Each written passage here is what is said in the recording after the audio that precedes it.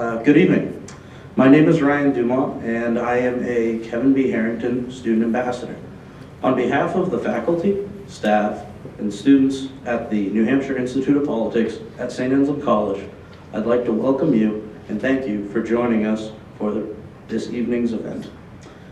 The Institute's mission is to educate, engage, and empower citizens of all ages to actively participate in civic and political life of their communities and strengthen democracy. The Institute is nonpartisan and does not endorse political issues or candidates. Before we begin tonight's event, I would like to remind you to shut off all cell phones or any other devices that could make noise. Following the speaker's remarks, we will have a brief question and answer period. Please wait until the student ambassadors reach you with a microphone to ask your question. Professor Dale Keene is a professor of politics here at St. Anselm College. Professor Keene began teaching here in 1994, and in 2000, he became the founding director of the New Hampshire Institute of Politics. Professor Keene serves as senior advisor to the Ethics in Government, Stewardship, and Investor in Education Forum. Tonight, Professor Keene will introduce our speaker, former Senator John E. Sununu.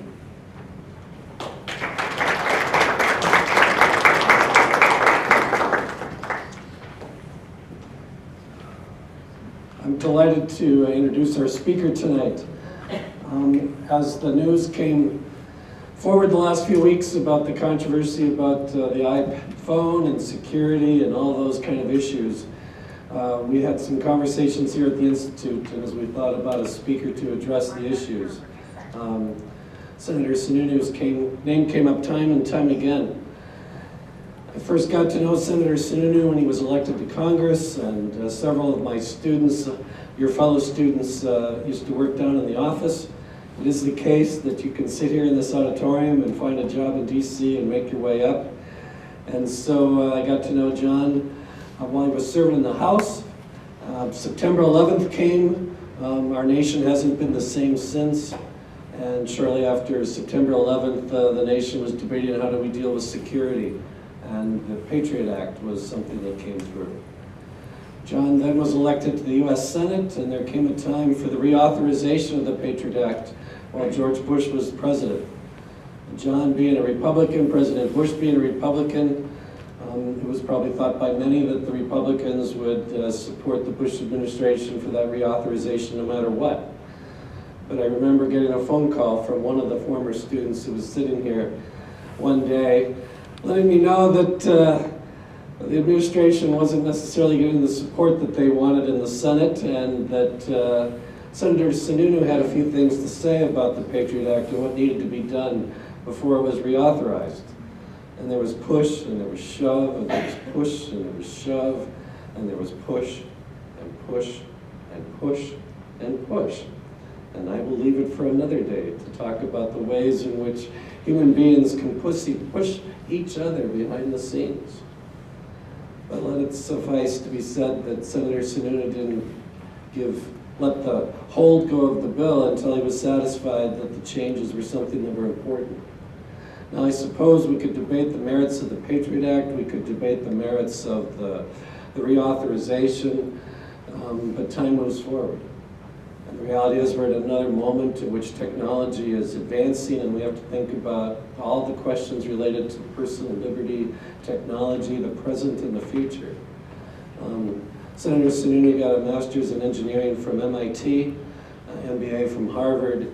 He's somebody that's educated, that understands, who can help bring light to an issue where there's often a lot of heat. And John, we're delighted to have you here to speak to this. Thanks.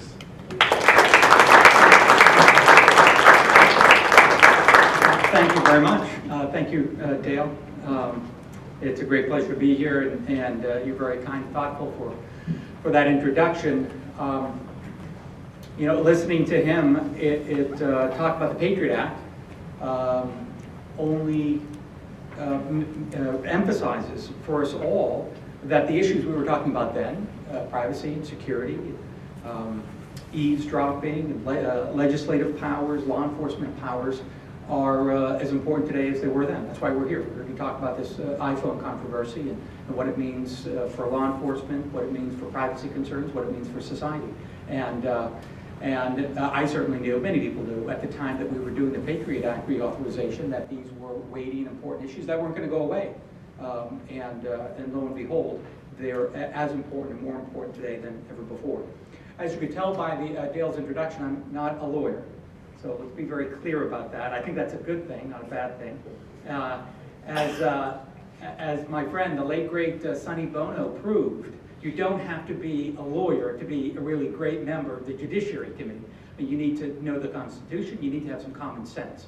But I think more and more, the issues that we're talking about, while there is a legal and a constitutional element to them, the generalized common sense component is at least as important, because it's the common sense question and part and substance of all of these questions that at the end of the day affects us as a society, affects our culture.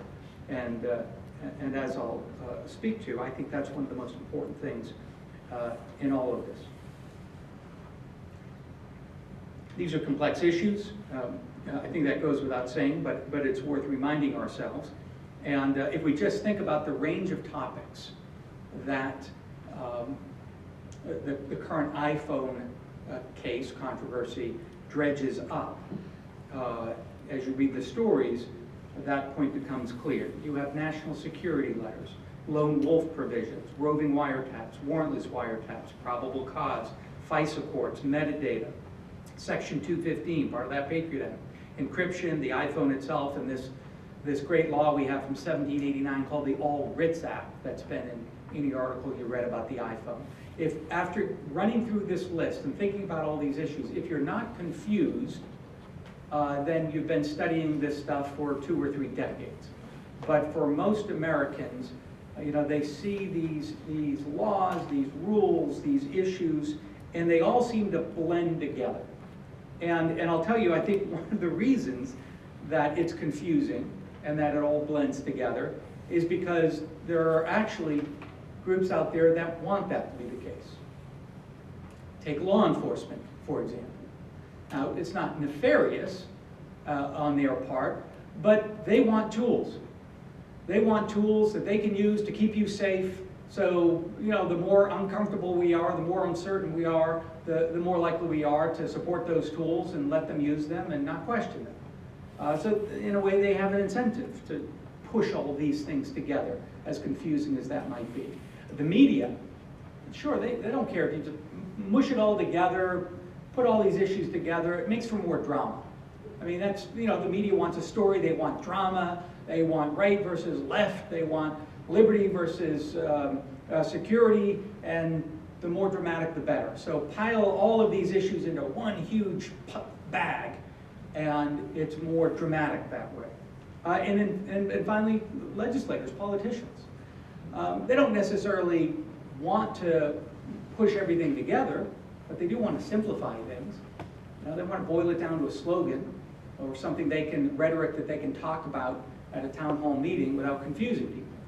So, it's tough. It really is to look carefully at any one of these issues and make sure you're doing it justice and that you're making distinctions between all of these different policy questions, legal questions, and constitutional questions, because it's not just one issue. So what my goal tonight is to do is to kind of lay out a framework for how you think about these questions, try to make some important distinctions between the various questions of national security that are brought to the surface by the iPhone controversy, and to put that current story into context. So where does it fit in the evolution of these questions from pre-9/11 Patriot Act and to some of the digital questions that we're dealing with today as part of this story, and then finally, what does it mean for the future? Right? Because the idea of digital communication, the internet, probably not going away. And that's probably here to stay. So we need to think, I think, substantively about how these questions are going to continue to surface. I'm a big fan of the Benjamin Franklin quote, which ascribed to him, that those who are willing to sacrifice their liberty for a little bit of temporary security deserve neither. No, I think it sums up sort of the American sentiment about how we value and the priority we put on liberty and freedom. And that tension between the two, right, your freedom, your liberty, and your security has been around for as long as our republic, obviously. That's a quote from Benjamin Franklin. He was thinking about it even as the country was being founded. And it's somewhat of an American thing. You know, the idea of the Bill of Rights, which is centrally focused on protecting individual liberty, individual rights, individual privacy, property, or civil liberties. That's a fairly American thing. The idea of due process, you know, flowed from Magna Carta and Britain. But the emphasis on that individual liberty, individual property, individual rights is in many ways uniquely American. So we've got this tension between security and liberty, right? But those are very broad, general terms. So I think first it's important to think specifically about what that means in practical terms. To me, it comes down to your civil rights, civil liberties, versus law enforcement powers, the powers of the state. And more specifically, they're what we would call individual rights pitted against law enforcement tools. So your right to a lawyer, to counsel, versus an interrogation, the right of the police or the government to interrogate you. The right of government to search versus your right to ensure, our right to ensure that there's cause for that search and that they have a warrant and it's executed appropriately.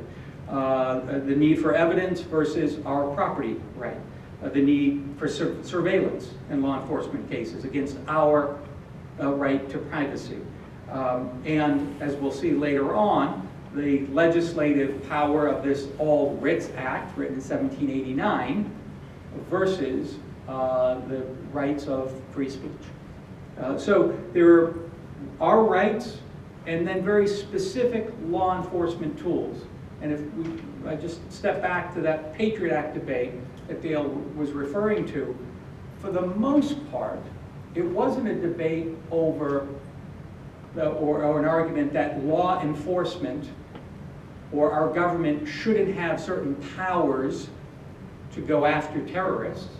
It was that if they're going to have these powers, you need to make sure there are protections to ensure that A, the powers aren't misused, and B, that people's fundamental rights to counsel, to due process, to appeal are protected. That's the tension that we talk about. When someone talks about security versus liberty, that's the tension they're talking about is really one between all of these prescribed rights and the specific law enforcement tools or powers of the state that we give them. So that's one of the first points I want to make. And if you remember that, if you think about that, I think these debates are much easier to boil down and understand. A second distinction I would make and emphasize is that it's not always about the Constitution. And in fact, many times the constitutional issue is the least significant or important or controversial element of this. Right? So what are the other issues? Well, you certainly have the question on any policy, any law, any program. Is it constitutional? And we can and should talk about that in these cases. But then there's a second question, which is it legal? Okay, it may be perfectly constitutional, but is it actually allowed by the law to do something? And then finally, even if it's legal, even if there's a law saying the government's authorized to do X or Y, we should always ask, is it a good idea Is that something we want the government to be doing? And in many ways, that's all I'll come back to, that's really the important question moving forward. And that's going to be the more important question more often, because those are things we can change. It may be perfectly constitutional for your local government to put surveillance cameras up at every stoplight. That's not unconstitutional. I would argue, and they may pass a law to do so, and then it would be legal. So it's constitutional, definitely. In your city or town, they may pass a law, an ordinance, and it becomes the law, it's legal. But it still isn't necessarily a good idea. We may not want to live in a society where there are surveillance cameras at every street corner. So, because that affects the kind of culture we are, the kind of society we are, and those are the issues, the questions we need to raise time and time again with the questions of digital technology. Because there are lots of things we can do, and the government can do with digital technology that might be perfectly constitutional or perfectly legal. But at the end of the day, because there's so much data out there on us, we, as citizens, may not feel comfortable giving those powers to the government. So those are the three layers, right? Constitutional, legal is a good idea that we need to come back to time and time again. And you know, I mentioned the surveillance at intersections.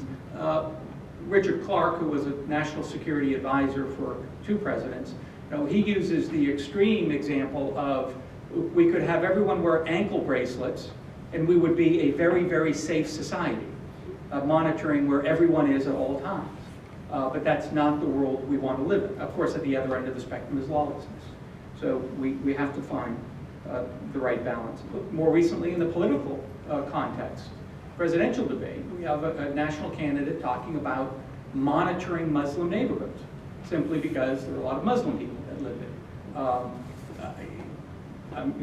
Probably not constitutional, probably not legal, but maybe more importantly, it's probably not a good idea when you need to enlist members of the Muslim community to help us deal with and address the threat of radical Islamic terrorism, not just in the US, but around the world. We need to be thoughtful and intelligent about all of these things. Another distinction I think we need to make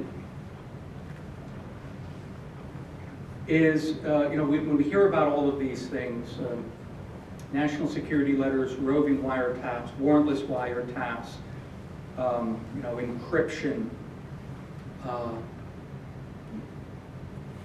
When we lump all the tools together, right, we fail to make the distinction between constitutional, legal, and thoughtful law, but we also fail to make the distinction between what kind of situations each of the tools are using.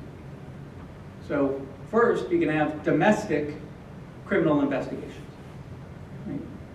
The cops. Whether it's bank robbers, violent crime, whatever it might be, theft, they have certain tools that the law enforcement, whether it's the FBI or local law enforcement, uses to fight crime.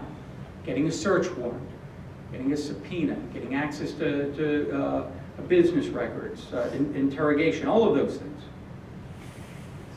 Second, we have domestic terrorism investigations, and that's where the Patriot Act really came in. Those weren't giving law enforcement new tools to your local cops. They were giving new tools to federal authorities, either FBI or anti-terrorism authorities, to deal with domestic terrorism investigations. So there you can have situations where you might have a lone wolf, someone acting without cooperation or coordination with a foreign government, but to do harm to Americans on American soil. So we have foreign intelligence surveillance courts that approve the surveillance of those individuals or organizations that might be participating in these potential terrorist activities. So it's very different, though, than a domestic criminal investigation. They have additional, separate, unique law enforcement tools and powers. Then we have our global counterterrorism efforts. There are things that our authorities are allowed to do and should be allowed to do overseas that they can't do domestically. This is where warrantless wiretapping came into play. Warrantless wiretapping was all about a program that allowed our surveillance authorities, the National Security Administration, to listen into foreign conversations of non-citizens overseas. Something they've always been allowed to do. You don't need a warrant. The NSA or the CIA doesn't need a warrant to listen to or spy on the home where we believe Osama bin Laden is residing, or travel agency in that town that might be a hub of communications for people coming and going from that house. So there are tools that can be used in global counterterrorism that you can't use domestically in terrorism investigations. And there are tools for terrorism investigation that you cannot use for domestic efforts. And then finally, there's global espionage. I mean, the things that we authorize the CIA to do overseas, that again, they would never be allowed to do here. So whenever we think about these debates, we need to make sure we're delineating on the basis of who the agency is, what their activity is, and where they're operating. And we would authorize and allow something very different to be done to take place in Afghanistan than we would in Bedford, New Hampshire. On the domestic side, because that's really what we're talking about in the Apple case, we have a history now of trying to address these law enforcement tools in the digital age. So, we have roving wiretaps, the ability to listen in on a wireless phone call. 30 or 40 years ago, this didn't exist. This wasn't a question, this wasn't an issue. But now in an age of mobile communications, we need to update our laws to deal with the ability of someone to move from place to place or even change phone to phone. So we've created the idea of roving wiretaps. But at the same time, we still have the same standards for issuing this kind of surveillance, requiring probable cause for a search warrant. One of the more interesting cases of privacy and access to data in the digital age was decided just a year and a half ago by the Supreme Court. I want to talk about this a little bit because it gives a good picture into how traditional concepts like reasonable search and seizure are made more complex in the digital age. It was a case of Riley versus California. It was a case where the police stopped someone, conducted a search of their vehicle legally, and found weapons. So they had the individual on a weapons charge, arrested him, and in the process of arresting the individual, came across their cell phone. So there's a principle of search incident to arrest, which goes back decades, which is in the process of arresting someone, you can search them, and for one reason of being safety. Right? If someone has a gun on them and you're arresting them, the officers want to know, so you can conduct that search. But here was a case where they found got the individual's cell phone, and they searched his cell phone, went through his photographs and personal records, and they found photographs that identified him as a gang member and data that led them to his house or to another location where they found additional evidence of additional crimes having to do with drugs, I believe. So the question was searching the data on that phone allowable under the traditional standard of search incident to arrest? Supreme Court case, interestingly, decided 9-0 that they were not allowed to look at that data on the phone. So, and the reason being is that that data, that information was not incident to arrest. It was, in this day and age, what we have on our phone is tantamount to could be all of our personal records, business records, contacts, data, and it would be wrong to extend all of those things, which 20 years ago would be kept in a log filing cabinet in your house, perhaps, to an incident, a search incident to arrest. So, that's the challenge I think that authorities have. It sort of sums it up, right? Taking traditional ideas of a search, warrant, of interrogation, gathering information, and update it to the current digital age in a way that's consistent with the protection of all of those basic rights and liberties that we spoke to at the very beginning. And in short, it's a matter of trying to be thoughtful about what the new technology is, what the old paradigm is, and updating them. And we can do that for things like wiretaps, roving wiretaps. It was done, I think, in a very thoughtful and nuanced way in that case that I talked about, a search incident to arrest. Today, the idea of treating email as the way we would treat personal correspondence, I think, has been relatively well established by the courts and by legislation. And even things like applying anti-fraud or consumer protection to online commerce. We've been pretty successful there. But then there's another group of issues that we've begun to deal with that are different. In other words, there's no historical analog for these things. Drone legislation, I think, is a good example of that. Where we've really already reached a day in an age where it's perfectly feasible and probably not unconstitutional for your local law enforcement to have 50 drones that they fly over your town continuously, watching the community. Again, I don't know that that's a good thing. I don't know that that's the culture of the society that we want to live in. And I think on very short order, we're going to need to have, either at some states have already begun to enact it, but at the state and at the federal level, statutes associated with the utilization of drones for domestic surveillance purposes. What do we want to allow, and what do we not want to allow? And again, this isn't a constitutional issue. It's a totally new framework, and it's not a constitutional issue, but it's one that will really affect the kind of society that we are. Metadata legislation. The idea that the National Security Administration was asking telecommunications providers to give it massive records, massive amounts of data on all the phone calls you were making, we were making.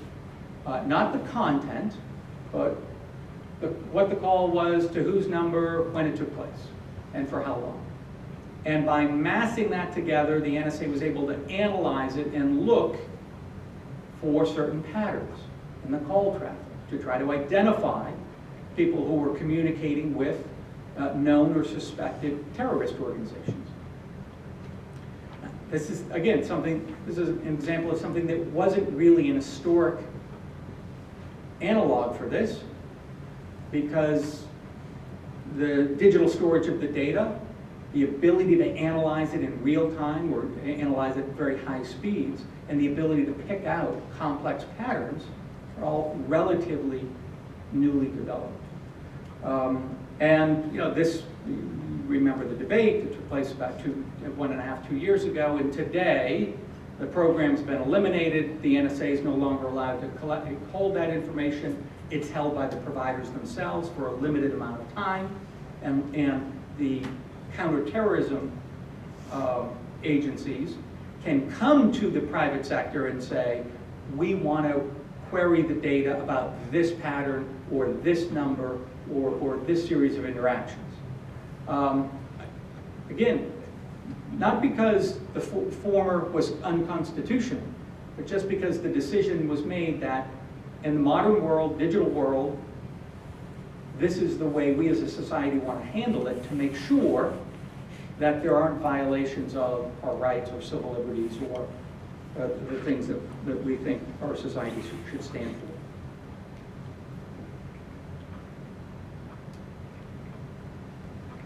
for. So, a few words about the Patriot Act, and then let me talk about the iPhone case. You know, the Patriot Act was probably the first time that we really began talking about these issues in a modern context. Obviously, September 11th changed everything for people, but it was only after the Patriot Act that we began looking more aggressively and carefully at what these provisions really meant. Business record subpoenas under Section 215.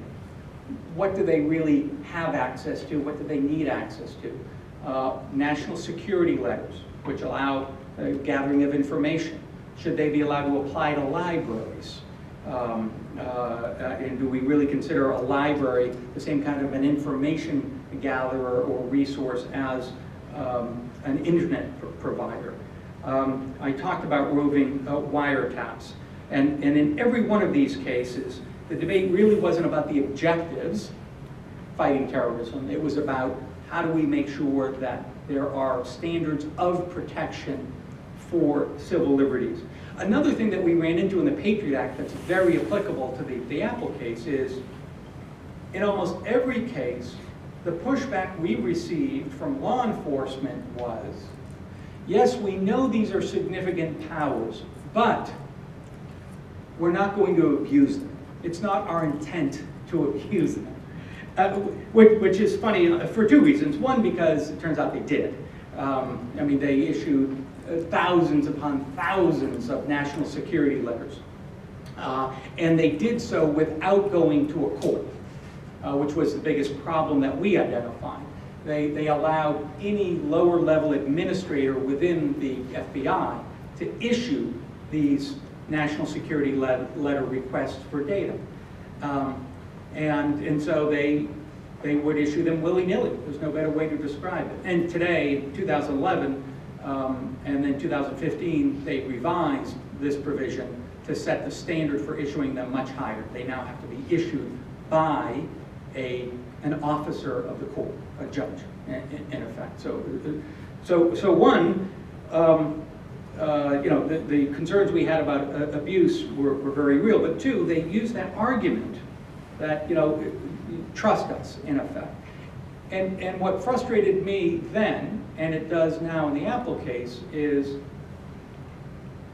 the reason you put in place safeguards isn't because you don't trust the Attorney General, or you don't trust judges, or you don't trust the FBI today. And you may be suspicious, but I'm always willing to concede that the people in those positions are people of good faith. You put in place the safeguards because none of us knows who's going to be in that position 5 or 10 or 15 years from now. And if 5 or 10 or 15 years from now, you have someone in those positions that isn't trustworthy, that is prone to intentionally abuse these powers, then it will be too late to put in the protections, to disclose information, to set a high standard, to limit the ways in which an individual might be able to abuse the system. And I think it sounds very simple in concept. Yes, we put in place the protections in the event that we have someone in the future that's not trustworthy. But it's something that's so often overlooked, not just by the people in power of law enforcement, but it's actually overlooked by the legislators who are writing laws to give new powers to the state or to the government. So I think that's an extremely important principle, that these protections aren't because you don't trust people in power today, but it's because we don't know who's going to hold power tomorrow. And then I think related to the metadata debate that flowed from the Patriot Act, another very important principle is that just because data exists doesn't mean that we want the government to have access to it. So, and it doesn't mean the government has a right to it. So the phone data, for example, I mean, we don't even have to, the government has no right to all of those phone records. We ultimately passed legislation giving them the legal ability to subpoena or collect that if they meet certain requirements. But it's a mistake to think, well, gee, these credit card providers have all this data, all this financial data. So and we give them, the credit card companies, we give them that data voluntarily. Every time we swipe our card at a supermarket, you know, we're voluntarily giving up information about ourselves. So if the credit card companies have this huge database, there's nothing lost in the government having access to that information. And that's a wrong way to think. And unfortunately, there are a lot of people in public life that think that way. Again, just because data exists in the private sector doesn't mean that the government has a right to it, or that we should expect that the government automatically should have access to it. All right, so I go through all of that because those are all concepts and distinctions that enable us to think more carefully and better understand the iPhone case. And again, I hope it helps you better understand what we're trying to do through debate over the Patriot Act and setting standards for these law enforcement tools, the distinction between what we did in the Patriot Act and what we allow the National Security Agency to do when they're spying on our adversaries overseas. Another distinction to be made there, and obviously the ultimate distinction between the Constitution and the law and the things that we think make for good law.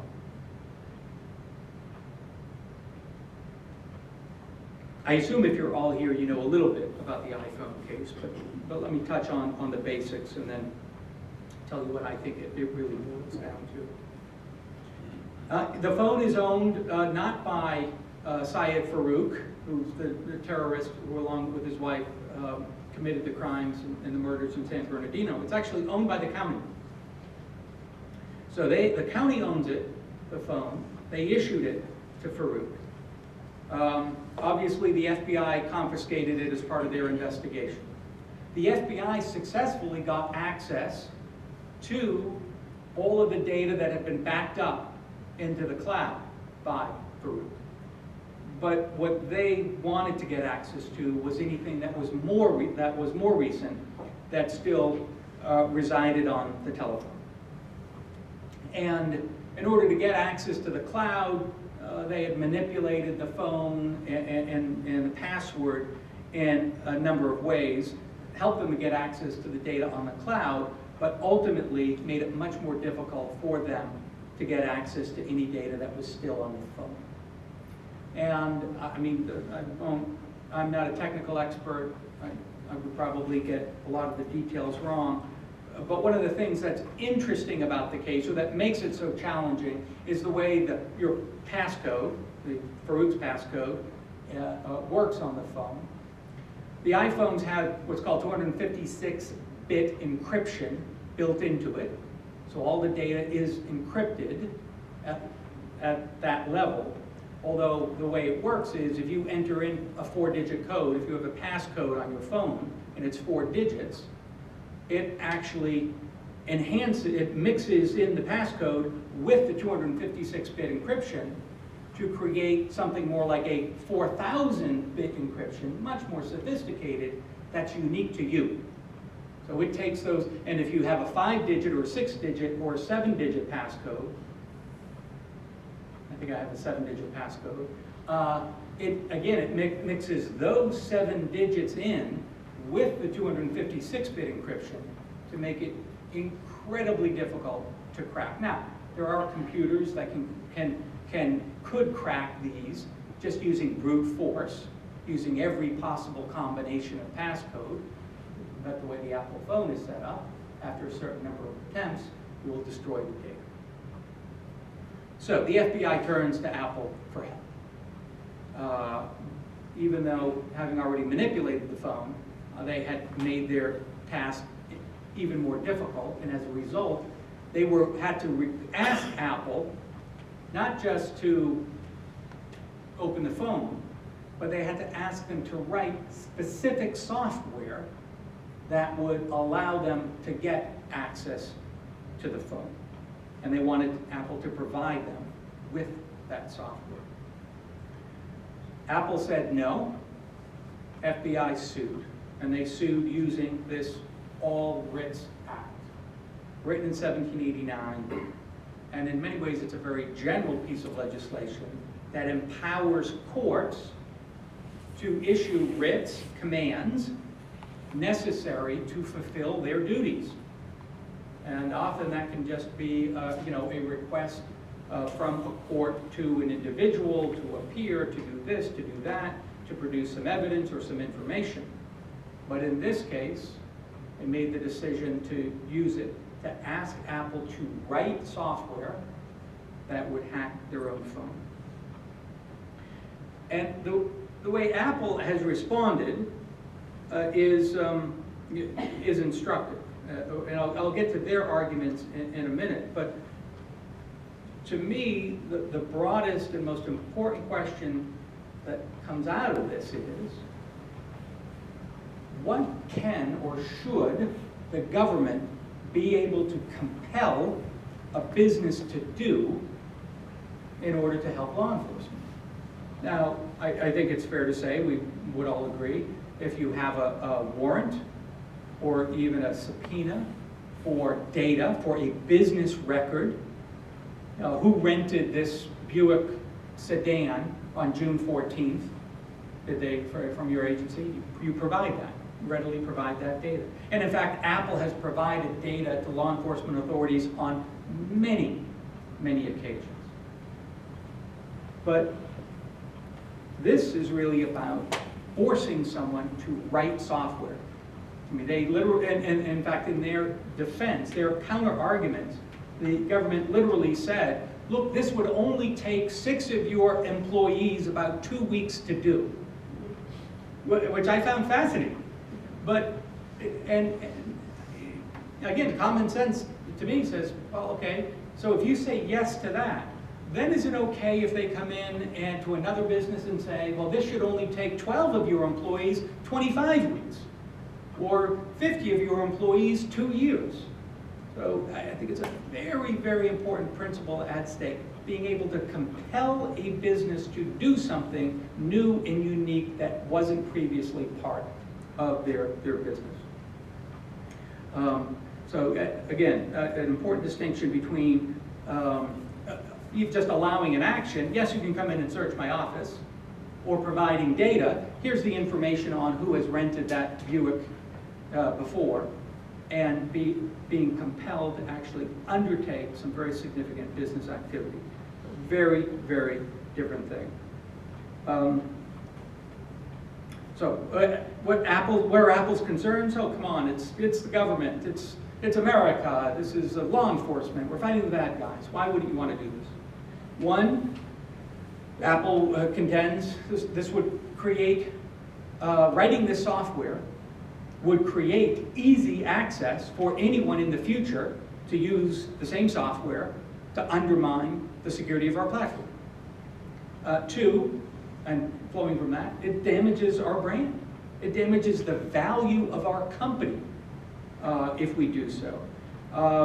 Third, sets a precedent.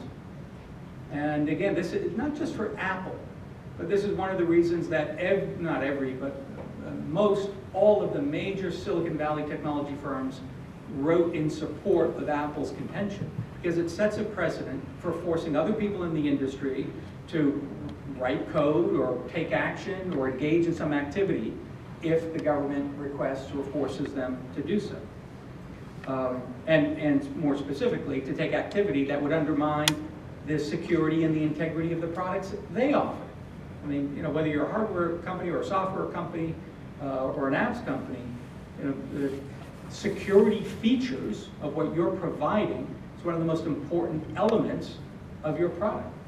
And if it's known that the government can cause you to undermine security features of your own product anytime they want, you're going to have a much less substantial business model.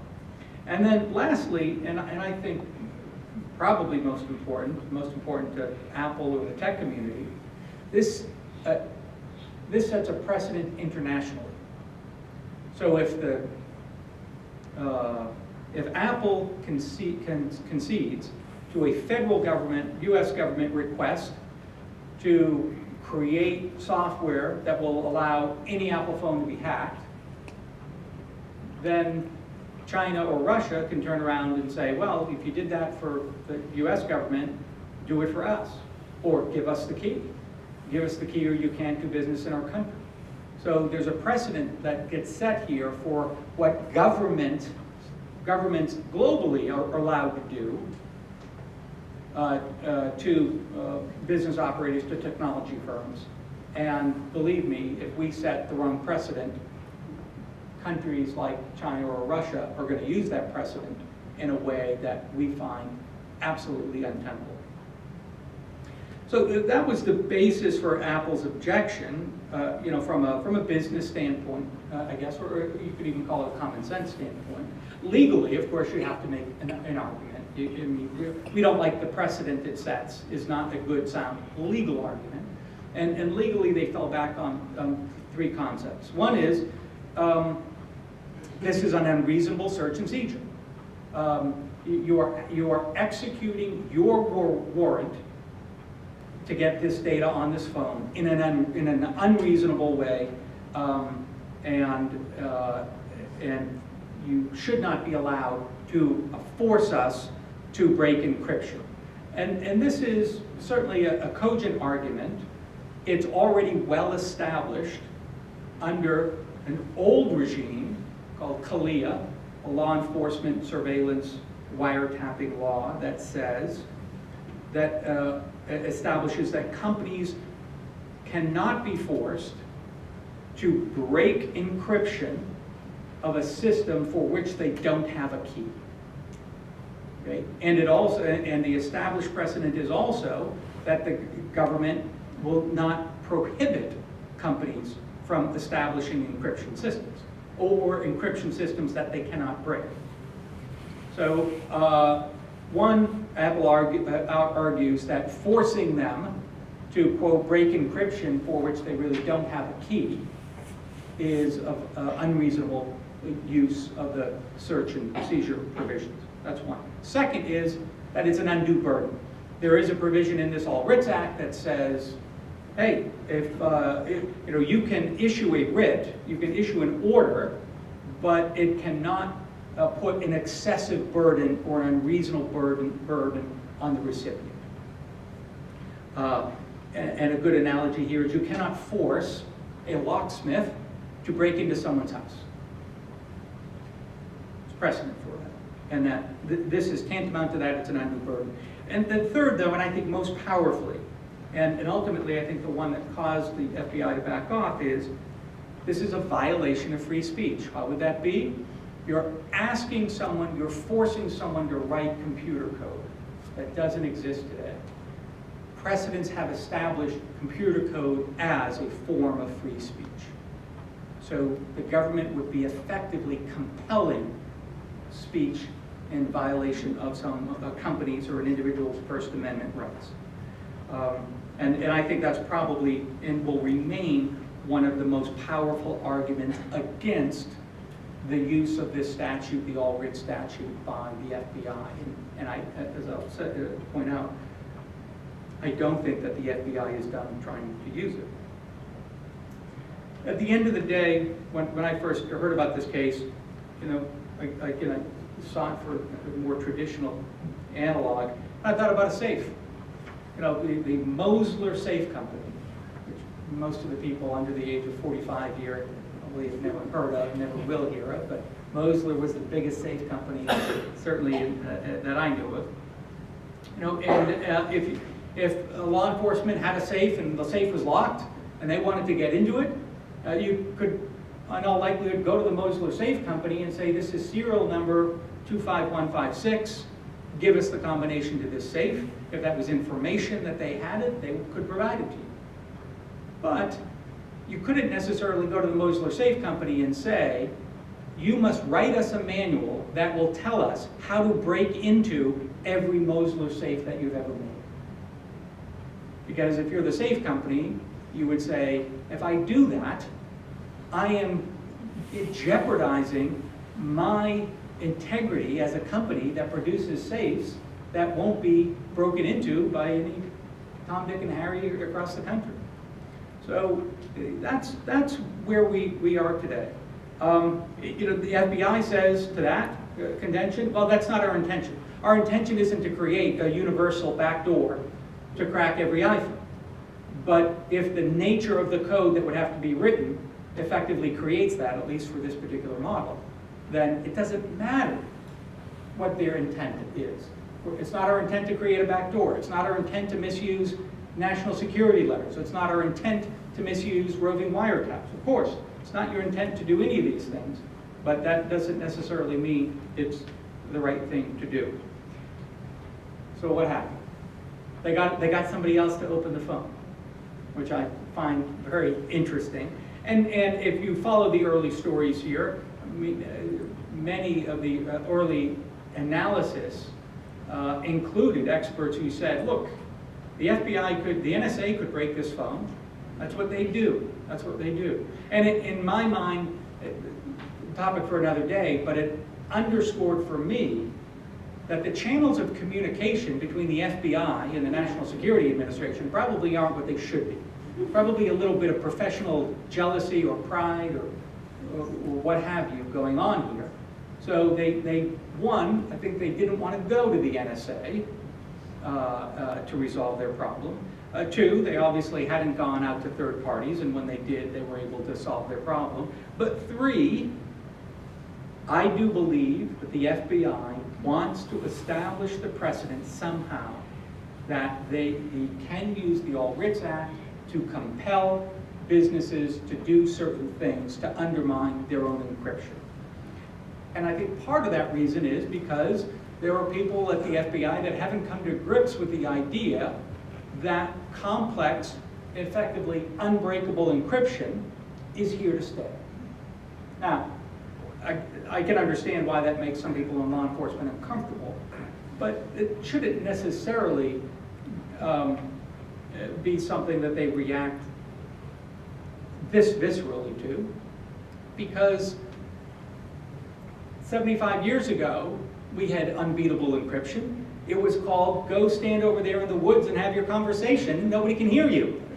I mean, you know, there were infinite number of ways to do things and to have conversations and interactions that were not public, that were not revealable, that, you know, did not create a data trail that remained on the internet. I think there's nothing wrong with the fact that we live in a day and age when many things we do create a data trail, but simply because you and I want to have a conversation that's on our telephone or any electronic device that is personal, shared only between us, and can't be broken by anyone else, there's nothing fundamentally wrong with that. And I think this is a big difference in opinion, different in perception about where we are headed as a society. There are people like me, and maybe you, who think that that's a good thing, that you and I or two businesses can have a conversation or communication that's totally private, totally encrypted. And there are people in law enforcement that think that somehow that's a threat to civilization. But I would argue it needn't be, because those kinds of communications existed in our past, and we've just established a clear, firm technology to make them maybe easier to have in the future, more robust, but there's, again, it's not something that I think we should necessarily fear. If you're breaking the law, you're breaking the law, and eventually you'll be caught. But that doesn't necessarily give the right to law enforcement to actively undermine those security features. So I think they'll continue to use the All Writs Act. As I've said, I think that's not going to stop the process of digitization of so many things in our world and our society. I mean, I talked about the idea of having secure encrypted communications. That's the world we live in today, and we'll continue to live in that world. Today, data that used to have very limited significance, like a credit card receipt. You think about a credit card receipt 30 years ago, 40 years ago, you had them. People had credit cards. They used to have limited value to law enforcement. Maybe they could get their hands on it, maybe not. But in today's day and age, it's not about a credit card receipt, it's about vast private sector databases within credit card companies that with an appropriate search warrant can be mined by law enforcement for patterns and to identify criminal activity, to identify terrorist activity. Transactions that used to go sight unseen, like paying a toll, are now part of a data trail that we all lead. That's the world we live in today. In a way counter to the encrypted conversations, other conversations that we have today that used to be totally private are now part of this infinite texting stream that we all have on our phones. And we've all seen cases, law enforcement, where access was obtained to people's texts and it got them in trouble. And again, many of those conversations used to be inaccessible by law enforcement. So all of these things, these are just small examples though of how the digitization of our world is changing us, it's changing what law enforcement can have access to and can do. So, and none of this is going to be unlocked. So at the end of the day, it's a question of how we choose to use or protect this data, and what we want to give the government access to. I talked about the example of surveillance cameras. Do we as citizens want to vote for legislators that will adopt policies to put surveillance cameras everywhere? Do we want to support legislators that give and promote giving the government access to large troves of private sector, private company data? And let me give you an example of that. It's not just like credit card data. Should the federal government, should the FBI be authorized to have investigators mine data off of Facebook to look for patterns or behavior that maybe put you in contact with other people who are known criminals without a warrant? So there's public information on Facebook. So we don't have to give them, we don't have to support that kind of activity within our law enforcement agencies. We could, but it's a question we have to make collectively. And it's again, this isn't one of those constitutional questions. It's not even one of those legal questions, although, except to the extent you pass a law that says you're not allowed to do this. But it's a question of what kind of a society do we want to be. And as I alluded to, should we pass legislation, should we endorse legislation that prescribes, that prevents certain elements of the federal government from doing these things? I think we should. And I think these are the most, when I say we should, I think we need to look at all of these questions. And I think policymakers need to be much more aggressive in thinking about how and where we draw these limits, rather than spending all their time arguing about this is constitutional or that's constitutional. Because at the level of the constitutional questions, first of all, courts have generally got most of the stuff that's made their way to them correct. You know, they got Riley versus California correct. They got the questions about the gag order or limits on national security letters and Section 215 orders correct. Parts of the Patriot Act that were actually thrown out. I think they got a lot of the questions about the NSA metadata issue correct. So the courts have gotten most of the questions about constitutional issues correct. They're not going to get into the question of should you have surveillance cameras everywhere? Should you have FBI agents trolling and mining Facebook, your Facebook page, because it's public, for data? You know, should you have these kinds of textilizer? Here's one I just read about today. So there's an effort underway to develop a product for law enforcement that at the scene of an accident they can use to find out if you were texting or not. You know, distracted driving's a problem. We all understand that. But, you know, again, it's just a question of whether or not that's a technology or tool that we're really comfortable putting into the hands of law enforcement. So wherever we go with this, and wherever law enforcement goes with these questions, there will be, hopefully, a policy reaction to set limits on them. But I'll tell you, there's also going to be a private sector reaction. By that, I mean Apple or Facebook or Google, they're going to continue to develop ever more sophisticated encryption products, apps that make it ultimately harder for law enforcement to take information from you, to get information from you, to get data from you that you don't necessarily want to share with them. You call it an arms race, and I don't think it's necessarily an unhealthy thing, but it's the nature of technology, to continue to evolve, to continue to change, to continue to provide consumers with tools and products that we want. Finally, these are things that I think do affect us culturally and societally. I don't think it's too dramatic to say so. You know, I look back just over the last 15 years, and 15 years ago we didn't make 14-year-olds take off their shoes in the airport, let alone 65-year-olds take off their shoes in the airport. We didn't have law enforcement drones flying around the skies. We certainly didn't have cameras at every stoplight. And there are many parts of America where all of these now are the norm. I don't know if that's a good thing.